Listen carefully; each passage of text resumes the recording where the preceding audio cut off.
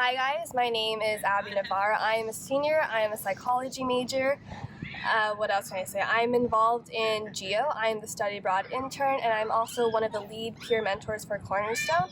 And this is my story. So, when thinking and praying about how to tell my story, this is actually the first time I've told my story in a long time. And it's always been the same thing over and over again.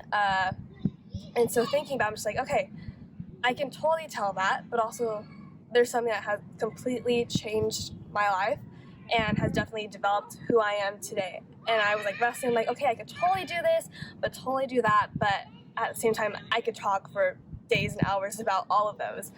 Also, I've realized as I've developed in my faith and grown in my faith, and my testimony was just sort of this whole list of like, this is what's happened in my life. And yes, that is what had happened, and like, God definitely showed himself through. But now I'm just like, okay, let's soak in this sweet season and who I am. And definitely, since we are students at Vanguard, it totally applies. So for my testimony, I will be talking about my time at Vanguard because I truly believe that it's such an intentional place for me to be, and definitely was God, just right from the beginning. So introducing myself, I grew up in Hawaii, was a pastor's kid. My parents were pastors among like the youth for an organization / church in Hawaii. So I grew up hopping islands, visiting churches, grew up at camp every summer. So I'm a huge camp girl.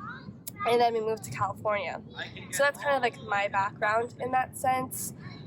Definitely was a pastor's kid. So coming to college, I took a step back from my church. I'm like, okay, I have these broken relationships. I have this broken idea of what church is, and I just wanted more. Vanguard was something I never expected. I honestly typed in cheapest Christian university in Southern California. Vanguard popped up. I'm like, hey, let's go. Wasn't really expecting to go to a 4-year at all. Didn't really think it was part of my plan. I was like, you know what, my family can save money for my siblings to go to school. Like, I don't have to go to school. Very much someone who's for others. Later realized that I am worthy of what I want to do and called for that. So saw that Vanguard had this fall preview thing. I went to it. It was free, and right away I knew like this is where I was supposed to be for college. You talk to people, and they're very much God definitely called me here, and you just knew. And I can say I'm like one of those people that just knew that Vanguard was where I was supposed to go. And college was super hard for me to go to, thinking of leaving my family, even though I live 15 minutes away now. Just the idea of leaving my family, being the oldest, and not being a part of my family was super hard. And so freshman year came around, was super excited, and freshman year holds a bunch of exciting things. I had just ended a relationship, get back into it freshman year. And that same year, my dad's cancer came back. So my dad was diagnosed with stage 4 cancer when we moved here to California, and the doctors told him that he only had a few months to live. And so that's a whole other part of my testimony. But part of the time me at Vanguard, honestly, I was very determined to not come back to Vanguard second semester because my dad was diagnosed. And I wanted to be home. I wanted to be present with my family. And little did I know, each year I was at Vanguard, it was preparing me for a season that was to come. So this season was preparing me to let go of my family. And basically, I want to describe myself, as ugly as it is, as an onion. I have so many layers to who I am. If you know an onion, there's so many layers, and you keep peeling, and that is me. And definitely God was like, Abby, we got layers to you. Let's keep peeling back. Let's keep peeling them back. But that year, definitely. I remember when my dad was diagnosed again. He was driving me home to drop me off at Vanguard. And I'm like, Dad, I don't want to go back to Vanguard next semester. I want to stay back. And he's like, Abby, I need you to go to school. I need you to do this for yourself and just live your life. Like, that was the hardest thing for me. My dad is one of my superheroes. He's one of my role models, and he's literally a living miracle. My dad was healed, and he is healed, and that is a big miracle on its own. He's a living testimony of God's healing and his grace and redemption, and praise the Lord for that. But I remember I was like, okay, there's a reason why I'm at Vanguard, and my dad definitely affirmed that. So freshman year went by, and that was a whirlwind. of who knows. And as you know, freshman year is always a blink of an eye. You just can't really remember what's going on. So that happened. And then sophomore year, that's when I applied to study abroad. And I knew from the very start that I wanted to study abroad. From freshman year, I wanted to study abroad in England, love Europe, love the culture, public transportation, yada yada, all that. And I'm like, okay, I know I'm supposed to study abroad. And so I went into Geo, and I was like, look, I want to study abroad. I'm a psych major. What can I do? How can I graduate on time? And they're like, okay, so we have this program. It's not in England. It has this, has an internship, has all these different things. I'm like, that sounds great. Where is it? And they're like, Ecuador. And I was like, okay, Ecuador. And right away, I just knew something in my heart, and I definitely know it was like, go. And from that point, like, I'm going to do everything I can to get there. So I applied and went. A few weeks later, that relationship I had, God was like, Abby, I need you to go into this season alone and single. And I'm like, okay, God. So broke that off. I'm like, okay. And it was this whole process of God telling me, Abby, there's so much I want to give you, and I need you to keep letting these things go so I can give you what I have for you. And actually, freshman year, I had this vision at a Bible study I went to, and it was a vision of open hands. And I told my mentor and my Bible study, like, hey, I have this like vision of just like open hands, this open posture. And she's like, I think keep that with you. And so throughout freshman year, I just like kept praying with like open hands. Like, God, what does this mean? And she was like, God wants to give you things, and you can't receive if you're holding on clenched and with open hands. So I'm like, okay, that's what I'm going to do. So I opened my hands with this relationship, and definitely got not by coincidence, but 2 days later, I got offered a position with Geo to be a local outreach intern. And I was like, okay, God, you're opening up doors. And I started realizing these little steps of obedience through my path through Vanguard. I just, okay, letting go of this relationship. Let's do that. Okay, taking a step towards Geo was something I'm so passionate about, and started taking those steps. Like, okay, God, what more do you have for me? And so doing that, I was like, okay. And so then sophomore year, first semester, had that breakup and all those things. And two of my best friends I was living with actually decided to move off campus. So I entered my sophomore spring semester with my two best friends gone and my boyfriend gone, ex-boyfriend. I was like, God, like my three people, like, what do? I feel so lonely. I feel so anxious, but I know that you're in the working. And like, sort of dealing through this season of singleness. And of course, there comes frustration after you have a breakup. And I'm like, God, like, this sucks. Like, being single, like, how do I do this? Like, I know I have all these friends that are in relationships. I know there is love. And sort of was just like, okay, I'm just going to sit in this, and where does it go? And there was definitely some healing in that. Like, there is purpose in my singleness. I want to work on your heart. I want to work on you. I want us to work on each other. And guys, if you're struggling with singleness, like, there's such beauty in that, and so much He wants to do in that season and reveal to your heart. Because, like, for me, I had to love myself first. As much cliche as that is, as Twitter and Instagram and all that stuff, like, I really had to love myself first and realize the love that I want to give to my significant other is only going to come from the Father. So loving myself and putting that on myself, and then, hey, I want to love you. Just realizing, like, I am worthy of the Father's love, therefore I am worthy of the love someone has for me. So I'm always up for that. If you want to read a book, Not Yet Married, great book to read, and that really helped me navigate that season of singleness. But I was really frustrated with that, along with loneliness. My God, where's my community? Where is my core people? And so little did I know, again, like, layers of just like taking away my family, taking away like my core friends, and taking away like a relationship. And in that semester before I left to Ecuador, I had met some of the most amazing people at Vanguard that are like my core, that have pushed me through and have been these powerhouse people. And I'm so amazed by how pieces have just come together in that.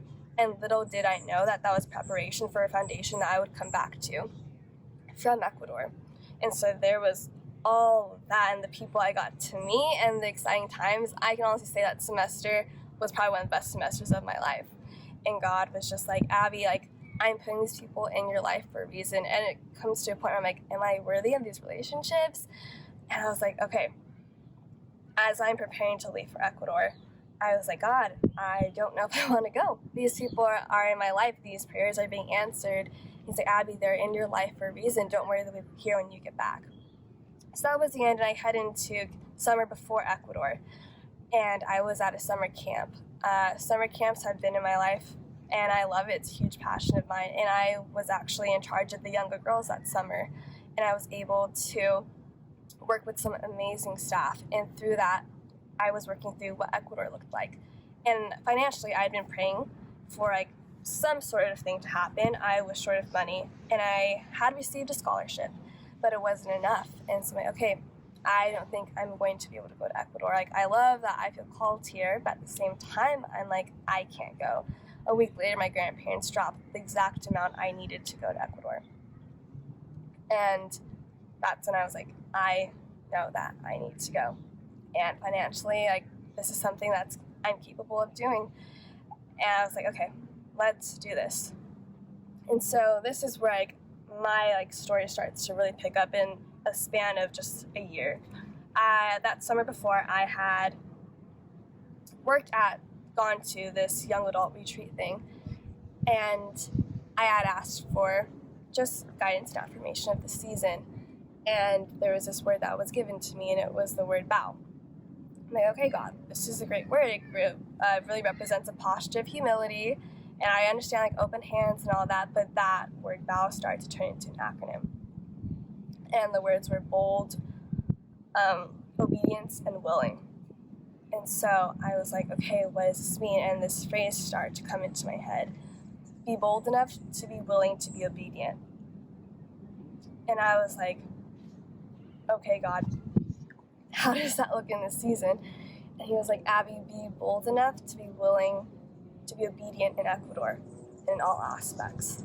And I'm like, okay, let's really step into that. So I went into that season like, I want to be bold enough to be willing to be obedient with whatever you have for me. My heart is yours, God. Whatever you want to work through, whatever you want to heal, whatever you want to redeem, my heart is yours. I am being bold enough to get on this plane. I'm willing to leave behind my family and my friends, what I'm comfortable with, what feels normal, to be obedient to this place that you are calling me to a place I do not speak the language, know nothing about. I'm literally stepping into the most uncomfortable season of my life. I'm like, okay, let's hit the ground running with this. So 3 weeks later, I hop on a plane and I land in Ecuador. And that was just the start of a season that really changed. And I can honestly talk about Ecuador for hours, but I always held this close to my heart. I remember I journaled throughout the whole time in Ecuador. And I remember my first entry was like, God, my heart is yours. Whatever you want to work through, let's work through this. And I thought, of course, you always think, I've worked through what I need to. I am good. And this season wrecked me so hard. I remember the 2 weeks before, I have an RC. She's my resident coordinator, and she's sort of this mentor that you walk alongside with. She sat us down in a coffee shop, and she just was like, I don't know who needs to hear this, but I'm working through a sexual assault that happened. And literally my heart started racing because that's the same exact thing I'd been pushing down for years, of a sexual assault that happened that I felt I was working through and didn't deserve to really verbalize or process. And through that, I broke down in tears, this is something I've been hiding and been so ashamed of and not worthy of even working through. And that happened 2 weeks in from Ecuador. And then 2 weeks later, a girl who was in my house as well, she was like, I'm going through the same thing. So walking alongside, God, you are going to break down walls, you are going to heal things in this season. I'm like, let's wreck me. Let's do whatever you need to do. And in that season, I like to say there were 3 things that happened. There was healing that happened, there was redemption that happened, and there was a renewal that happened in that season. I studied abroad with Living and Learning International in Ecuador and Quito. Amazing program where their goal is to make sure that you are not the same person that you were when you came. And I can definitely say that I had this whole idea of what I thought who I was and my faith was. And coming into college, I had this whole construct of what I grew up with, and walls were breaking down. And that's what college is about, just breaking down, figuring out who you are. College was me figuring out who I was as a daughter of Christ. My whole testimony before is my name is Abigail. My name is Father's Joy. And that's a whole part of my other testimony, living into that. But Ecuador and college has really affirmed, like, Abby, this is who you are. This is who you are made to be. It's who we are called to be. So every time I'm like, say my name. And everyone's like, Abigail, I'm like, that, you are literally saying Father's Joy. And I stand, and that is the truth of who I am. But Ecuador very much affirmed that and shaped me to be who I am to be.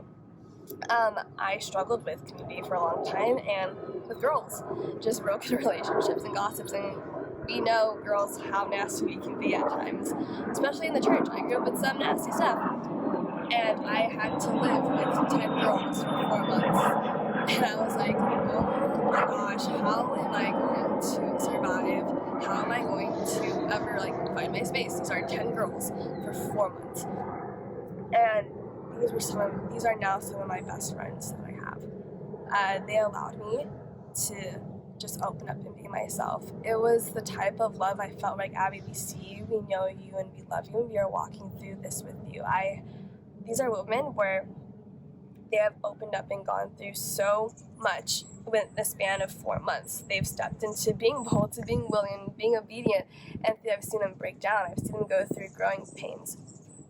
And I'm like, wow, you guys are powerhouse women. And through that, I'm reminded of the power of community and the power of sisters in Christ.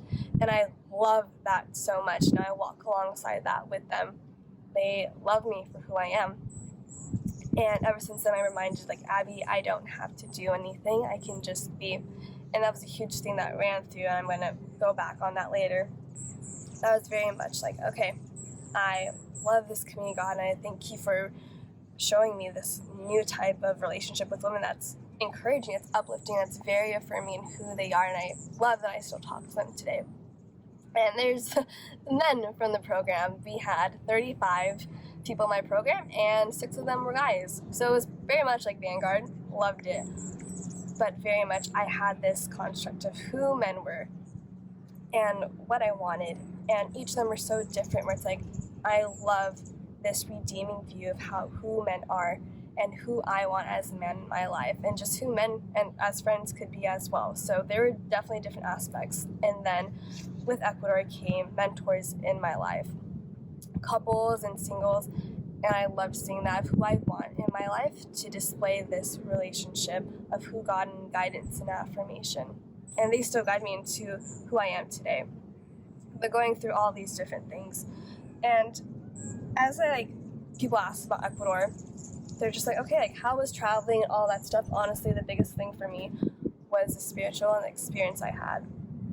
There's 3 parts I do want to share. I can ramble on about this, but one of the biggest things that I can say that show you the impact of Ecuador is I actually got baptized in Ecuador. And I struggled with this for a long time because one, my family wasn't there. My family is the biggest thing for me. The second thing was I wanted to get baptized at my home camp in Hawaii, Camp Hamalani, which means heavenly home. And I'm okay, these people I barely know, and they're going to be there for my baptism. How does that even work? I'm never going to see them again. But through that, God was breaking down walls and talked to my parents, Abby, you want to do what you want, and I felt this peace. Okay, God, how do I work through this? I want my family here. And then through them, Abby, this was groundbreaking for me. Abby, your relationship with me isn't me, your family, and I. It's you and I. Take these steps. This season is for you and I to dig through. And so that broke my walls. I remember starting crying. Okay, I need to take this step for myself and proclaim my faith. And I was okay. And then it was the end of Ecuador, and we always go to the beach on the coast. And we get there, I'm why does this feel so much like Camp Hamalani? And I'm this is crazy just to feel the feeling. And I woke up early the day I was getting baptized, and I walked out, and God was Abby, this is your heavenly home where I am. Where you are, I am. And that's how it's going to be for the rest of your life. And let's step into that. And I got baptized by people who I walked and did life alongside for 4 months, who maybe I will never see again, but they impacted me more than they will ever know. And I'm so grateful for that, for the ways they showed me who God was and through their life, the way they pushed me in the uncomfortable, the way they encouraged me to go through the growing pains, the way that they allowed me to sit, the way they allowed me to doubt, the way they allowed me to work through all that different stuff. There are people who are all around the country, and again, I don't know if I'll ever see them again, but I'm so grateful for that. I am reminded that there are 3 reasons why we have friends: for a lifetime, for a reason, or for a season, which is so hard for me to think of, but I'm so grateful for that season that I had with them.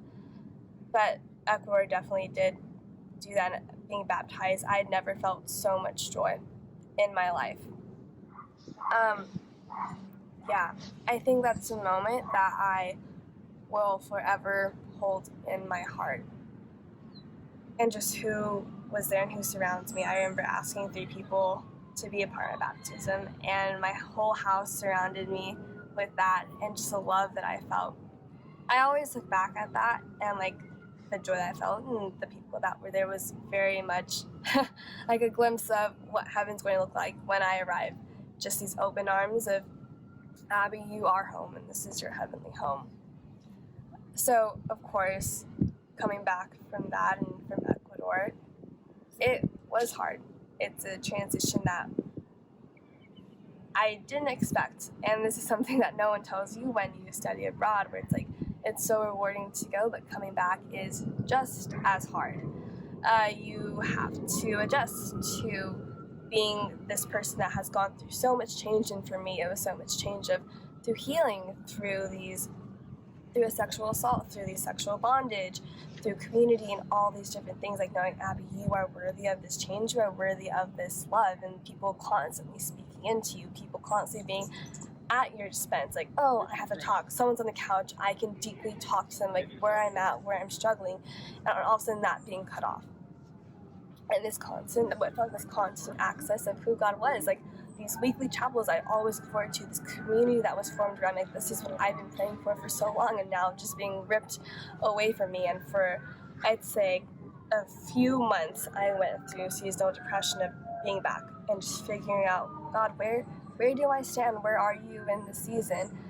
In Ecclesiastes, it talks about there's different seasons. There's seasons to plant, there's seasons to harvest. That was definitely a season to harvest, going and working through, like, I don't need to be the caregiver. I'm the oldest child, and one of the reasons that held me back from going to Ecuador was because I'm the oldest. I need to take care of this. I am the caretaker. I love people. I'm mama bear, and if I'm gone, my whole family is going to tear apart. And I had someone tell me, like, Abby, they don't need you. And that broke my world. Like, no one needs me. Once I leave, no one needs me. And like, I need to do this for myself. I need to be obedient, stepping into where I need to go. And that's one of the things I worked through Ecuador. I'm just like, I'm not needed, but I'm worthy. I'm worthy of love. I am worthy of the love that Father has for me. I'm worthy of saying what my needs are and diving into that. And so I was definitely working through that. And I was like, okay, let's step into being back in the States, back at Vanguard. I know I'm supposed to be a student. I love it here. And that seasonal depression, like, it hit harder than I expected. And it was just this instability of like, okay, I'm back here, back at Vanguard. How does that look? And I was reminded, Abby, who you are in Ecuador, apply it to where you're at. And the biggest things for me was the kitchen. The kitchen back in my house in Ecuador was this huge space to laugh, have fun, and have community. And I was so blessed to have a place that had a kitchen. And through that, I was able to form this community and this fellowship, like having brunch and having that. And I loved that. And like making that bridge between this is where you're at and this is who you can be in this season. And I had a friend remind me, it was like, Abby, like the same God that was in Ecuador, the same God that's here. It's just different in a different season. Like, okay. And through that season, just figuring who I was, I learned something that a friend very much pointed out to me, just to risk joy. And I was like, okay, what does that even mean? Like, I have fun all the time. I am this great person. Like, I know what I love. She's like, Abby, you naturally build these walls up. You naturally, like, go into something. You're so terrified where if you feel like you are going to get hurt, you push someone away and you feel like you're protecting them, and in reality, you're just protecting yourself. You dress rehearse. And I was like, oh, shoot. And healing from Ecuador and all of these things, like I just do the same. And so with being willing, being bold, Abby, be bold to risk joy, risk what you deserve. And that's something I've just been living into and diving into. Okay, God, what do you have for me? How can I be humble enough to really place myself in a place where I want to be healing, I want to be obedient, Father, I want to be bold in every step that I take for you. And Ecuador definitely has shaped this heart I have for stepping out in faith, stepping out into being uncomfortable as much as it is. And like, okay, God, how do I drive this message? And that's why I'm blessed with the opportunity to be the study abroad intern. I help students walk alongside and just like, hey, like, let's step out into faith. Let's step out in obedience. Let's step out into what is uncomfortable for you. And for me, that was stepping out into living in a different country for 4 months, having literally my foundations uprooted, shaken, everything that you could think of, torn apart, and put back together again in what somewhat resembled nice. And I wouldn't have wanted it any other way. I think for me, realize like once you are willing to do that, God's going to do amazing things in your life. And for me, it was the baby steps that led me to that. And there's these little steps that God's like, hey, be obedient in this, be obedient in this, be obedient in that. And he's going to keep showing, revealing more to you. For me, it's like taking that first step of leaving my house to go to Vanguard. Thank you for being obedient. Thank you. Here's something else. Breaking up with that boyfriend. Awesome. Letting those friends go. Thank you. Here, I want to show you more and more and more and more. And I was like, okay, like all of those layers of onion being revealed. He's like, hey, like I took that away, but here's your open hands. I give you a community. I give you a season of just healing. I give you a season of me pouring into more and more and more. Like, thank you for being obedient. Thank you for being willing. Thank you for stepping out. And I'm just like, from that, like, I want more. I want more. And so entering now where I'm at, I'm in a season where it's like, the more it seems like it's not there. And I definitely am in a season of just like sitting in the dry and like wanting more, but that's what faith is. And if that's the season you're in, like sit in it, and that is very much okay. My life verse I want to share is 1 Samuel 12:16, where stand still and see the great things the Lord's about to do in front of your eyes. And I think that's something I lived through my whole life. I am a doer.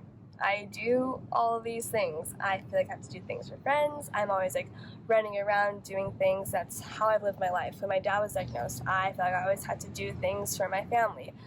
When we moved, I always felt like I had to do things to help my family adjust. I was the glue. In college, I had to do things to be friends, feel accepted, all these things. And when Ecuador came around, my mom was like, you've always been doing, Abby. You've always been doing.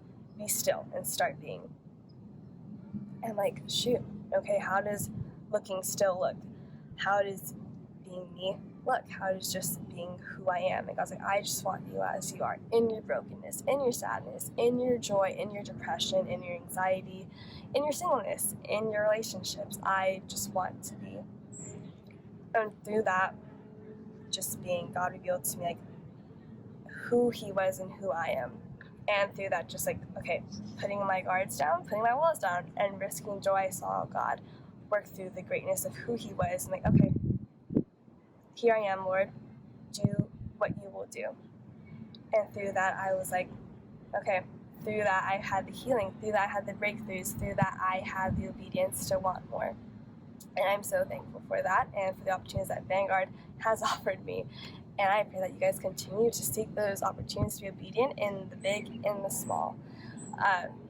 You never know where it will take you, and God just wants to continue to work in the uncomfortable and in your life. Continue to risk joy. Continue to be bold enough to be willing to be obedient. Thank you guys for hearing my story. I love and I can talk for hours about it, but thank you for giving me the space.